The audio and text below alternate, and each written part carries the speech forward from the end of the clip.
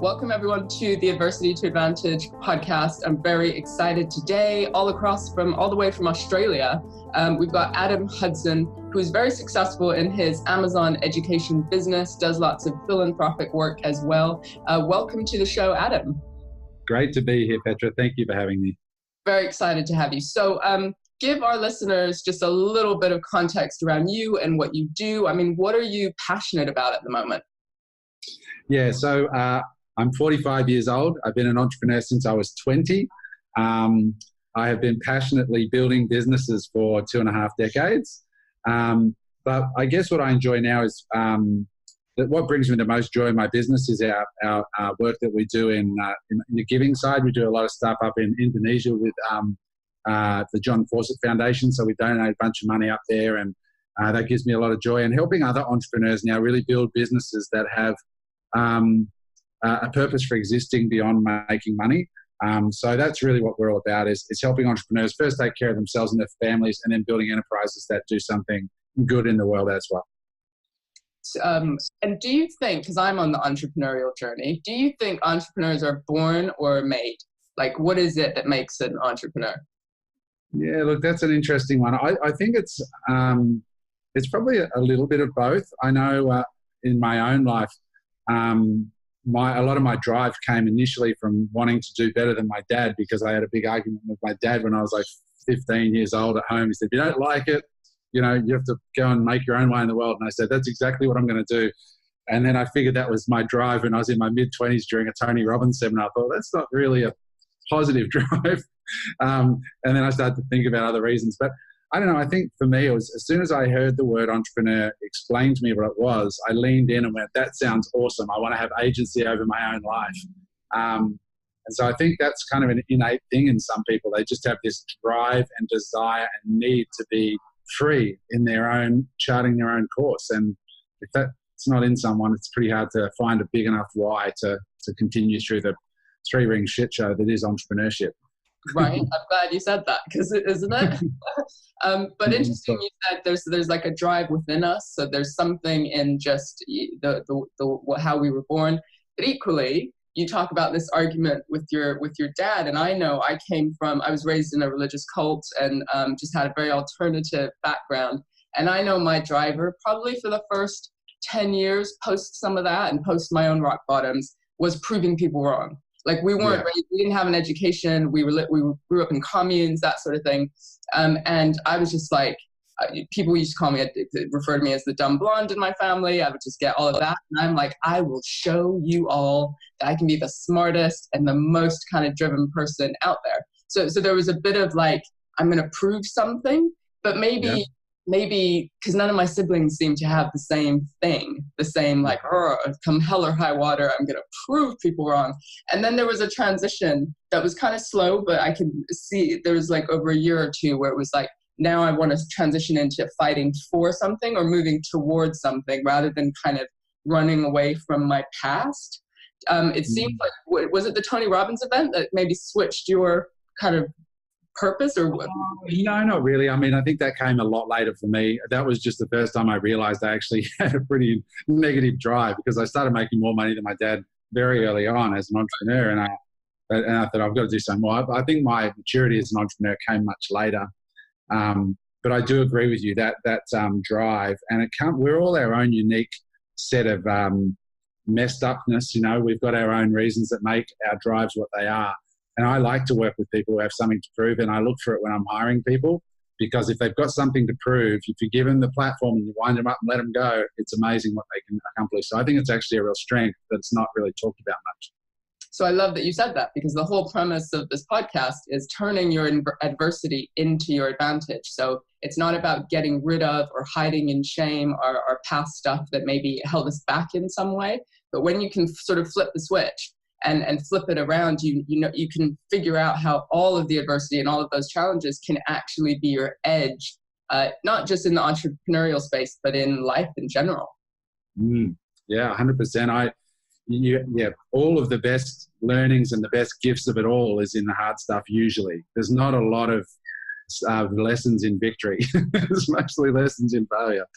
And yeah, one way or the other, I've certainly learned more from failures. It's the old saying, I learned so much from my failures, I'm thinking of having a few more, you know?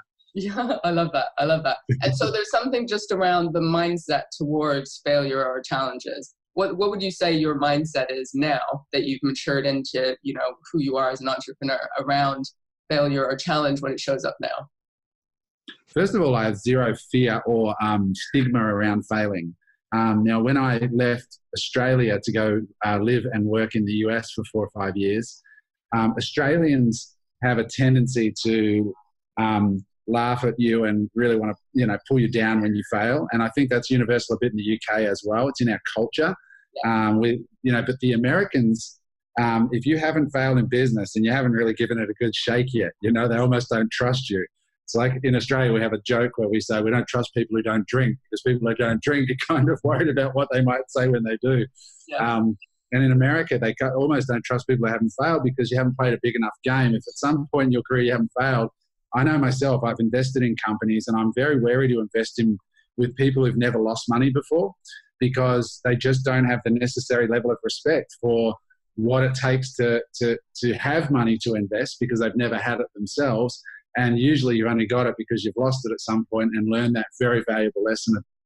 You know, I don't have a stigma about failing.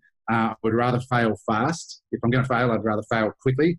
And yeah, just keep moving. A lot of people don't see it that way. They kind of, they're really afraid of failure. They think there's this huge stigma about it. And once you overcome that, it'll really help you.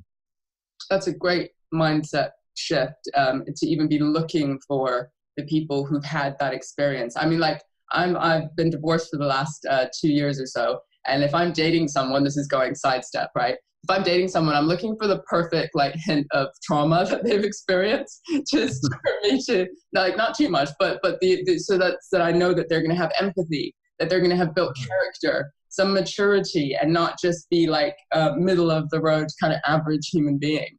And so I'm kind of looking for that context as well as their ability, like, what's your mindset around it now? And I find that attractive. Somebody who's worked through something and is now still driven or pushing themselves in a healthy way. So, 100%. Right? Yeah. So it's like, who are the people that you want in your life? I want the ones who've kind of been through the war, figured something out, and are still, because those are the people that are going to teach me something, right? Rather than the ones that have been maybe and I used to really envy the kids who maybe were protected by their parents and everything was handed to them. And I'm like, oh, for fuck's sake, I wish I had parents who would just give me things, right? Because mine couldn't, and I had to struggle for it myself. And now I'm like, oh my God, that was the best kind of advantage. And having kids now who I've kind of worked really hard to make them comfortable. You know how we want to do the things that our parents didn't do. And now I'm like, how can I mess their lives up just a little bit so that they can be good human beings within reason, not like abuse or anything, but like go work for it a little bit. So give us a little bit of context. Go right back for a minute. You gave us a hint about your father, but just give us some context to what it was like growing up for you. Like, do you think your parents or even the education system kind of prepared you for the real world out there? Yeah, look, with my dad, it wasn't that he was a bad dad or anything. It's just a normal clash. I had actually a strict Christian upbringing as well. Some would call it a cult. So, I grew up in a church that spoke in tongues and did all the hallelujah stuff and, you know, all the Irish guilt in another level. It wasn't Catholic. It was like a Pentecostal deal. So I grew up inside of that environment, and but I grew up with great parents. My mum was a phenomenal lady who was very caring. But I was one of those kids that sort of started mowing lawns early and working at McDonald's and delivering newspapers. I always wanted to make money because I kind of equated money to having choices. So I was always working hard, and mum and dad were relatively supportive, I guess. They weren't entrepreneurs. And my two brothers didn't have the same sort of interest and passion for that. You know, they were sort of more into sport and different things. And so, yeah, I was just a normal middle class kid, you know, but my passion for making money was in me early. And then I did my first business. I called it business when somebody at my church said, I want you to introduce, you look like a go-getter, go and talk to this guy. And this guy was in Amway, and that was the first thing I ever heard about being in business. And someone said, you can have your own business. And I said, sign me up, I'm in. And that was my first thing. But the one thing I learned from Amway was reading, and they gave me some books and said, read these books. And so I read the books, and that got me on the personal growth path. And then, it all sort of grew from there, and lots of lessons and failures between then and now. And how were you at school? Like, did you find that suited you, or that it just was too constricting, or what was that experience like? I was just middle of the road. I was a bit of an ugly duckling when I was growing up. I had these massive teeth. You can see I've got big teeth now, but these teeth have been in this head since I was 7. So there's a tiny little head with these massive teeth and bad haircuts. And so I had to develop a good sense of humor and learn to make people laugh to avoid being teased. So I developed a good sense of humor and became very good with people early on. And that was a real asset, my ugly duckling status. I didn't go into being remotely dateable until I was probably 30 or so, I reckon, looking back at photos. Very gangly, dorky, but as a result of that, my personality had to become shining. so again, adversity into an asset. Today, I wouldn't change my smile or my wit for anything. I love that. That's amazing, and because that's often the training ground, isn't it? Whether for good or for bad. So when we think about adversity, challenges, or in my experience, rock bottom moments, I'm always curious if we need to have those crash points or in order to be catalysts to push us forward. You talk about the sort of disagreement or conflict with your dad. When we think about rock bottom or crisis points, do you resonate with any of those terms within your own life? Yeah, several. I'll tell you about one, which was probably the biggest one. It was in 2008 when the 2008 crash happened. I had a company which was in the finance space. We were doing we were helping companies to structure themselves to attract early stage investment. So we were kind of the first crowdfunding platform in the world before it was called crowdfunding, except instead of just giving companies money, you actually got shares in the company, because we found in Australia you can do that legally up to a certain level. So we created this very successful business, and we had just listed it on the stock exchange, myself and my business partner, and I had an 8-figure stake in the company. I thought I was top of the world. Everything was going great. And then 2008 came, the company had just listed. My shares were in escrow for 2 years, and the share price just evaporated, and so did our business. Nobody wanted to invest in early stage companies. We went from making tons of money every month to almost zero in like 2 months. And we had to fire 70% of the workforce, and I had to go back and work in the company day to day. I'd stepped out with a new CEO coming in to guide it through the next phase. So I worked for 2 years for free. I had to sell. I had about 5 or 6 houses, which I fire saled to pump the money in to save the company, because I had family invested in the business. And I just had my ass handed to me. My ego was just destroyed. And I managed to save the company just to the point where I could exit it 3 years later. Somebody came in and reinvested and took me out. But I found myself in my mid-30s with pretty much broke. I got down to my last $3,000 in savings. And, wind the clock back 4 years earlier, I was in the 8-figure range in my net worth, king of the world, And so I literally had to start again selling door to door, selling a little business idea that I came up with, and selling $300 a month contracts. And so you learn a lot about people. You learn, when you have to fire so many people and then fund it, and you find, that old saying, if you want to find out what's in an orange, squeeze it, because until then you're just guessing. So in some people it's orange juice, but in other people it's poison. And you really find out who people are when under pressure, and who you are under pressure. And so I really learned so much through that. I managed to exit, then move to the US. And then I started again with, a few $100,000 that I got in that buyout. And then I built up again and have replaced all of that and more. So it was a huge journey, but I've also struggled even in the second time through in the last 7 years with anxiety. At one point I suffered severe panic attacks. At one point I didn't know what it was when it first happened to me. I was living in Los Angeles running four businesses, in a new country, just working all the time. And then I thought I was having a heart attack, and it turned out I was suffering from acute anxiety, and I got vertigo. And so it took me 2 years of dealing with that in a very, very real way. I was hospitalized 3 times from anxiety and panic disorder. So, yeah, I've had a lot of experience with stress and the real weight and hardship of entrepreneurship, and how demanding and taxing it is on you energetically, spiritually, physically. And it's not talked about much, as we all try to be the next Mark Zuckerberg. It's just not something that people talk about, that middle ground of, sacrifice. Yeah.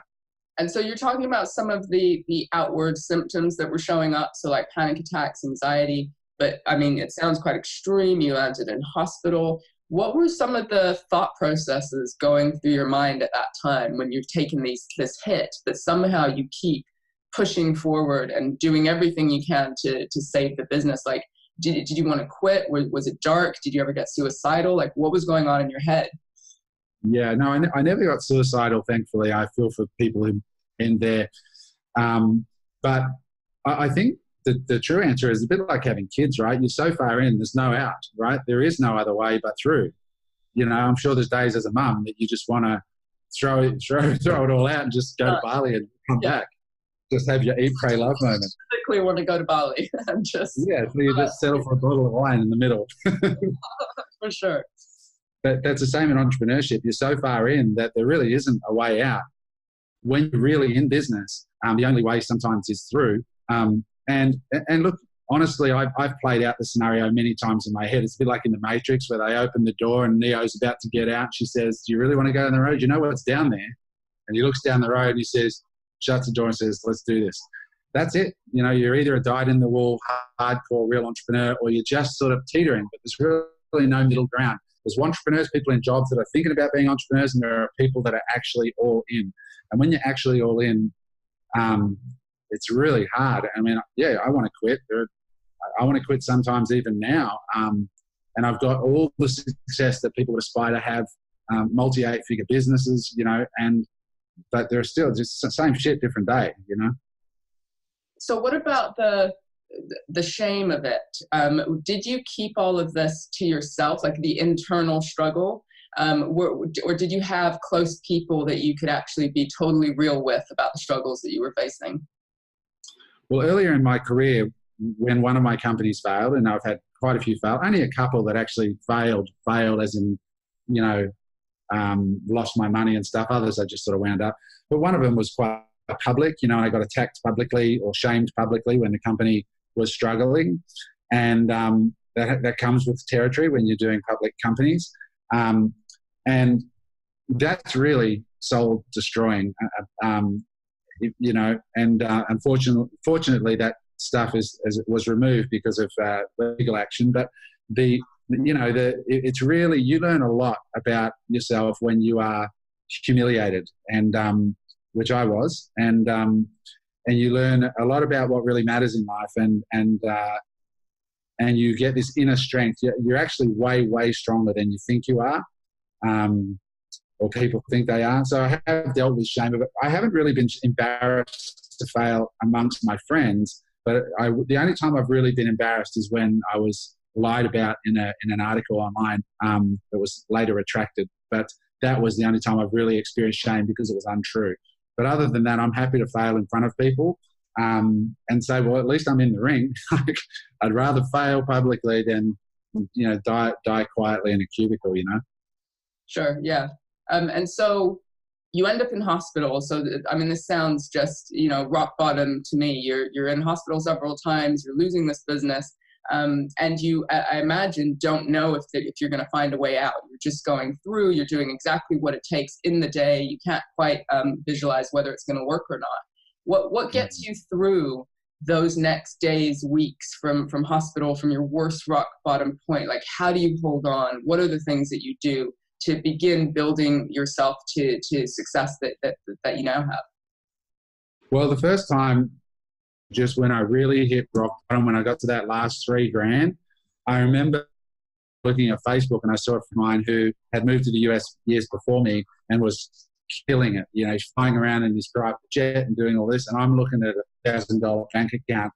Going to have to ask my girlfriend at the time for her parents to lend us money. How embarrassing at the age of 35 to have to be one phone call from that. I wanted to kill myself. Not really, but, I was so just inside.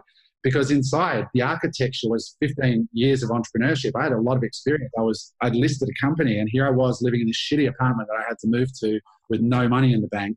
So I just, first of all, got very real and went, dude, this is where you are, man. Like, you need to go back to square one. You need to get down the gym. You need to get exercising. You need to be reading books. You need to be filling your head relentlessly with positivity. So I went that day and I went to the gym and I got on the treadmill again, started running, started lifting weights, and just started back to the most basic personal growth. Awaken the Giant Within with Tony Robbins, just on the audio, and then get podcasts, audio books, anything, because I had stopped doing all that. So I started dumping this mass amount of positivity into my head and looking after myself physically, and then starting with what I had. I literally had to get a flip chart made out of paper, and I went around and started selling this service door to door. And I just said, dude, and the very first day I went, it's actually an interesting story. I had to sell this little service, $300 a month for small businesses, and I would handle their marketing. That's basically it. And I knew the area very well that I was going to go on the first day. I got out of the car and I walked into the first shop, and it was a cafe and they had a few people in there. So I talked myself out of asking for the owner. I went next door and I said, I look a little busy. I went to next door, and then I started making excuses about, why that person wouldn't be right or why this one wouldn't be right. And about 10 minutes later, I was sitting back in my car about to drive home and say, you'll come back tomorrow, Adam, and tomorrow's going to be a better day. And then as I was about to drive, I just had this knowing that this was a very, very pivotal moment. You either get out of that freaking car and go back and do what you need to do, or you go home and you start looking for a job, because that is what your options are. And I was unemployable. I was completely unemployed. There's no way I could work. So I just took a deep breath and said, Adam, you got to do this. This is it. This is the moment, the actual moment of rebuilding. And because you've got no money to run ads, you can't buy customers. You have to walk in and get them. And so that was it. I just put one foot in front of the other, and I sold the second business I went into. And that day I signed up 3. So I had $1,000 a month in income, and I was 36 years old. I was a multi-millionaire just a few years before, and I had $1,000 a month of income in my life and $3,000 in the bank.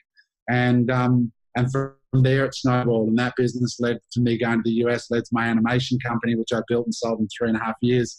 And I made myself a millionaire again in 3 years. So that's what happened. And so what I'm fascinated by, and what I want to highlight to the listeners, is your first step really was looking after your body and your mind. You were backed into a corner, right? And we often forget. I mean, I've been on this journey of entrepreneurship over the last sort of year and a half, where my skills of being driven, which is like push, side hustle, push, job, push, side hustle, like all that stuff. Using my brain to get myself out of situations simply wasn't enough anymore when it was all down to me, and when I had to sustain the success over a long period of time. And so I started feeling like heart palpitations, like stress symptoms, my skin would break out, like just stuff like that. There were little warning signs that you can't just sit at your laptop 24 hours a day and expect everything. Because you think, if I want more, I need to work more. It feels like a logical equation. But actually, if you're skipping out on the physical health element, and if you're skipping out on the mindset, positivity, learning from people who have come before you, it's going to be impossible to sustain. Like your body and your mind won't sustain the relentless action, which is what many of us driven people are out there doing. So that's fascinating in itself. And then that pivotal moment, and I think we can all relate to some of them, where maybe we didn't do the thing. Maybe it took 3 times for us to get the point and be like, well, if I'm not doing it, no one will. And hilarious that you talk about being unemployable, because you run multi-million dollar businesses. But actually, because I had a crisis maybe 4 months ago where I was like, fuck it, I'm getting a job. I can't, my brain, my body, I just can't do this anymore. And I started literally looking on LinkedIn or whatever jobs, and I was like, oh my God, do I have to sell my soul to be shoehorned into somebody else's box of what they think I should be doing? And my pattern had been I'd work for a year at a place, maybe 2 years max, and then I'd start feeling claustrophobic, because they'd let me innovate and be really excited to have me for a year or 2. And then they'd be like, can we just stay where we are now? Could we just consolidate? And I'd be like, oh my God, I didn't expect this to be happening. Now, You said that we learn about ourselves, so that metaphor around the orange, and you don't really know about a person until you've been squeezed. What have you learned about yourself through this journey? What have you learned? Because I imagine you didn't always do the right thing like that moment kind of describes. I imagine there's been times where you've backed off or hidden, or maybe been slight poison and then orange juice, or I don't know. What have you learned about yourself? Oh, look, yeah, look, I think you learn a lot. I mean, the first and biggest one is that you can sustain a lot.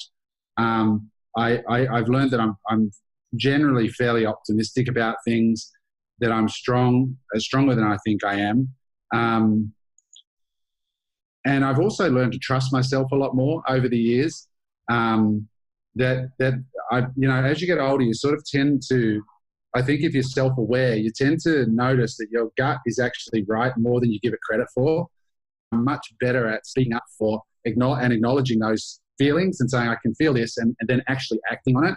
For example, selling certain things at the right time. Like I got involved in cryptocurrency for a while, and then I made quite a bit of money, and I was like, I better go and have a closer look at this. And my gut just said, something is wrong with this, right? The profits and the money that is being made is just wrong. And it's hard when you've just made a bunch of money to go, you know what, I'm going to go. And everyone's talking it up. It's going to go to the moon. Why would you sell now? It's going to go to $1 million coin. I said, I'm out. And a week later, boom, it just evaporated, And if I was younger, I know I wouldn't have made that call, So knowing when to hold them, knowing when to fold them, those kinds of things come with experience. Knowing when you're on a dead horse, those things come with having made and lost, and not just having made.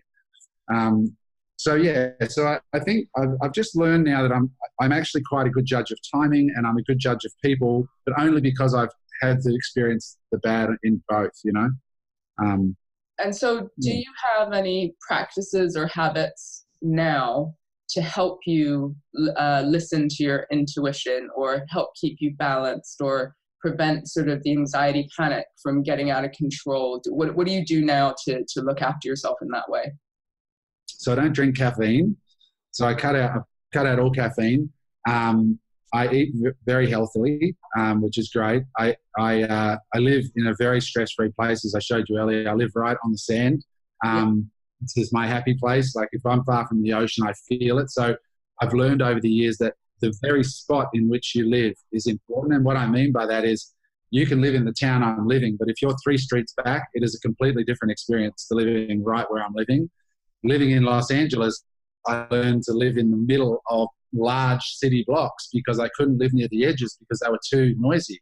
Like I'm that sensitive to noise and disruption and so on. So I've learned to be very, very particular about energy and placing myself in a place that feels high vibe and good to me. I meditate most days, and I'm just very self-aware around stress. So I get massage as often as I can, eat really well, don't have any caffeine, try to sleep well, and I just look after myself a lot better than I did prior to having these issues. So you prioritize your own physical health and your mental health in order to keep you working at the level that you are. Yeah, and I read a great book as well, I think everyone should read, called The Untethered Soul. If you haven't read that, I think you'll love it. It's amazing. Yes. What did it teach you? Oh, just so much about how we are basically like a sieve in a river, and the trick is to let it run through us rather than letting blockages accumulate and hanging on to shit and letting it build and letting it form part of our personality. Just let it go, man. Let it flow. Let it flow. Which we have to acknowledge is very hard when you're an entrepreneur, because really you feel like it's all the pressure's on you. You've got to drive forward. You've got to push. And for me, it can sometimes come in, let me control the outcome. Let me think 10 steps ahead so that I know what's coming next. And that can add to that cortisol, that stress hormone kind of coursing through our body. And so that lesson around, if we look after ourselves, nurture our intuition, meditate, as you're saying, actually let go, like it's counterintuitive, but let go of some of that control and just kind of flow with it as that book describes, we can actually enjoy the journey a little bit, right? And learn about ourselves rather than kind of holding on so desperately to the outcome that we think should happen. 100% agree. And look, sometimes when you're, especially if you're early in the journey, you might be holding on to a piece of shit of a business, you know, or a piece of shit of a relationship, and you're hanging on to it just so tightly because you've got this little mantra over here of Tony Robbins saying, never quit, never give up. And you're like, actually, that might be a good idea in this case. I love that you say that, because we need a little bit of intuition about our self-help gurus as well, I think, because there's totally. Right? There's so much noise out there. There really is. And as much as I'm with you, like I listen to positivity, I realized when I was getting stressed that there was noise on all the time. Like any walk I went, I was driving, it was a podcast, it was something that was teaching me something, to the extent that I was never in quiet space to just kind of nurture my own kind of voice and energy, and like listening to myself. Because yes, they're all right, but they're speaking from their experience, right? And so we've got to be able to pick and choose the things that actually fit with the direction that we're going in. Super, super important. And they're not always right as well. Just because it's in a book or they're on a stage doesn't mean they're right. And what's right for one is not right for all. And you really do need to know who you are and where you're skating towards in life. And for some people, some of it out there, it's really quite dangerous. There is a strong case for pessimism, to managed pessimism, or, you know, being objective in what you're doing. And in business, for the longest time, I always thought it was about working hard, being disciplined, all that alpha male bullshit. And then I'd look over there and there's some dumbass who's just slaughtering my results. And I'm like, what gives, man? He doesn't even know who Tony Robbins is, and he's making 10 times what I'm doing. And I learned he's just doing something better. It's a horse race and I'm riding a dog. I'm riding it well. I'm an awesome jockey, but I'm still on a dog. So sometimes in life, you're just on a dog, and you need to be able to step back and have that self-awareness and be okay with it and just go, oh shit, that's a dog. and learning that lesson, having a laugh at yourself, and then creating some new rules. And it's the same in relationships, right? You know, like you're in a bad relationship and sometimes you try everything and it's like, this is just not right. And then you next time you go through, you hopefully have a better, you know, idea of what you're looking for, those qualitative things that you were talking about. You look for guys that have had some actual real shit happen. Otherwise, they're not balanced. You know, they're not mature. They don't have that. You know, same with me in dating. So it's those kinds of things that you learn as you get older. You just get better at it. But you have to be prepared to entertain the possibility that you may actually just be in a bad business or a bad relationship. It may not just be you. It may be, you know, do you think, someone. I want to, this is totally off theme, but do you think entrepreneurs find it difficult to date or to be in relationships long term? Because we have to say we're pretty challenging people at times. I'm looking over at my girlfriend right now to see what she's got to say. I should ask her, is he difficult to live with? I should ask her. Well, it's great, you know, because the lady that I'm dating right now is not an entrepreneur. And it was kind of one of my rules is not to date an entrepreneur because, I don't want to come home and be solving problems with someone else. They got so much shit going on. So she's what I call a civilian. So she goes a 9-to-5er and it works really well. It is tough, but it depends where you are. I mean, I'm at a point now where I'm sort of, my businesses are running a little bit less without my intensity, and I'm winding down just a little bit. But I think if you're in your 20s and 30s, it could be impossible, you know, to date another entrepreneur. It's insane. Especially if it's hyper intense, you know, or date at all. You know, I didn't date for the last 3 years. We've been dating for 6 months, but prior to that, I didn't date at all because the growth of the business was just too intense. I just did not have time to properly date a woman. Which does add to the feeling of loneliness sometimes, of isolation, of we're in this by myself. Yes, you might have a team, but if you're the guy at the top, then you've got to know everything, and it's really hard to find that community or connection. And I think that's the part people don't always talk about. they do the Mark Zuckerberg, like everyone's got ladies around and pizza and working on their laptops, and it's so cool.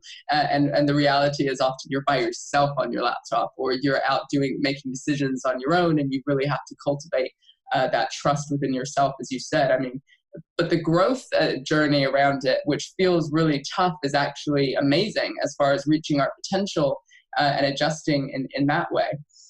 What advice would you give to your 20-year-old self, or to a guy who's just going, maybe I do want that freedom, and maybe I want to hustle? Like, what advice would you give to that person looking back?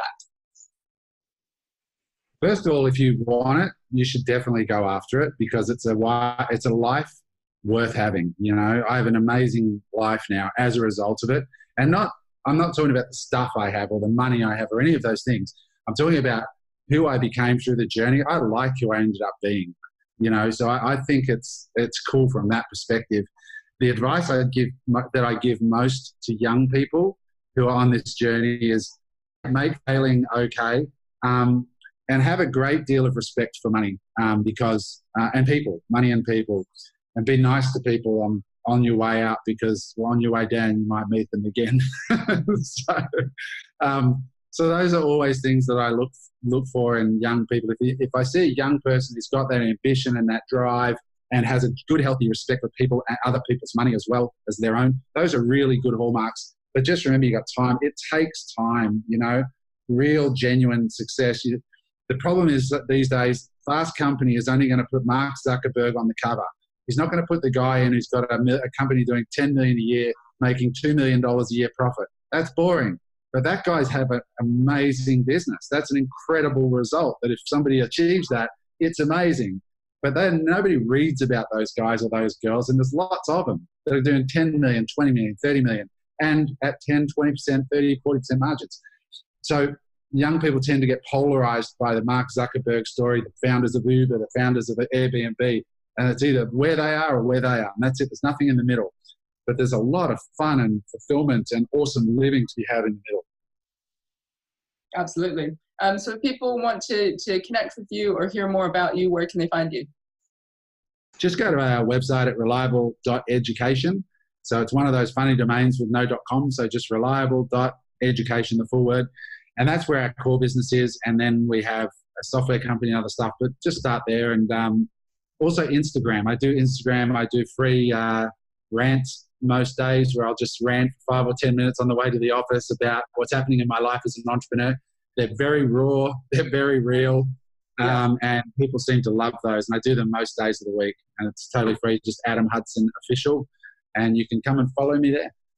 Lovely. And so what does Reliable Education help people do?